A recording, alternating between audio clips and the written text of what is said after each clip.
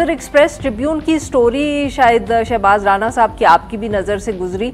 अगर हम पहले ये देख लें कि बिकॉज ऑब्वियसली आईएमएफ जो है वो हमारी सारी डिस्कशन को ड्राइव भी करता है और वो डोमिनेट भी करता है। Is the next tranche in trouble? क्या ये सचमुच अब कोई मसला है जिस तरह का उन्होंने स्टोरी में जिक्र किया?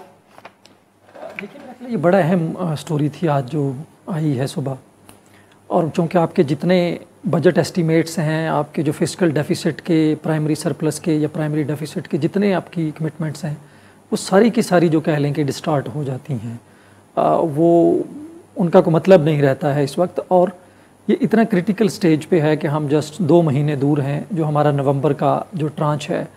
बट मुझे लगता है कि शायद अगर तो ये कहीं बाय एरर है, बाय मिस्टेक है, शायद आईएमएफ ये भी देख रहा होगा, लेकिन अगर ये कहीं मिस रिपोर्टिंग है या जानबूझ के रिपोर्टिंग उस तरह से नहीं की गई, तो फिर मुझे लगता है कि जो हमारा नवंबर का रिव्यू है वो शायद थोड़ा सा डिले हो सकता है।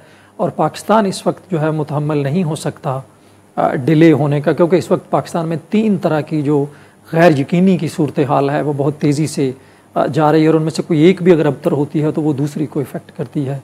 जैसे आपने अपने इब्तदाइये में कहा, मुझे लगता है कि इस वक्त सबसे बड़ी जो हमारी गैर यकीनी सूरत हाल है जिसको दुरुस्त करने की ज़रूरत है वो है हमारी पॉलिटिकल अनसर्टेनिटी।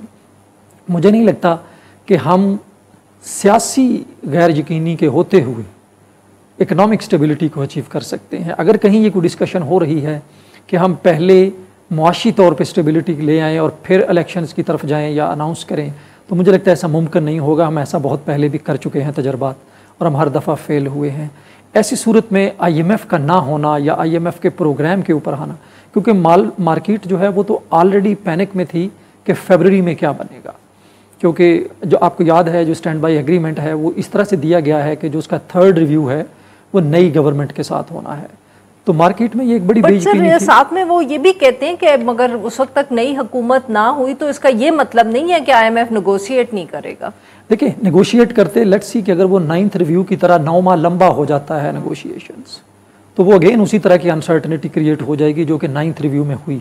और उस वक्त हमने देखा कि मार्केट में कैसे एक अबतरी और क्यास की सूरत हाल रही। रुपये पे जो ऑलरेडी बहुत ज़्यादा प्रेशर है, जो फिलहाल जैसे आपने अपने इब्तदाइये में कहा एक वक्ती हमें रिलीफ मिला है, और मुझे लगता है वो शायद बहुत ज़्यादा इफेक्ट कोई लॉकडाउन्स का नहीं होता, थोड़ा बहुत उसका होता है।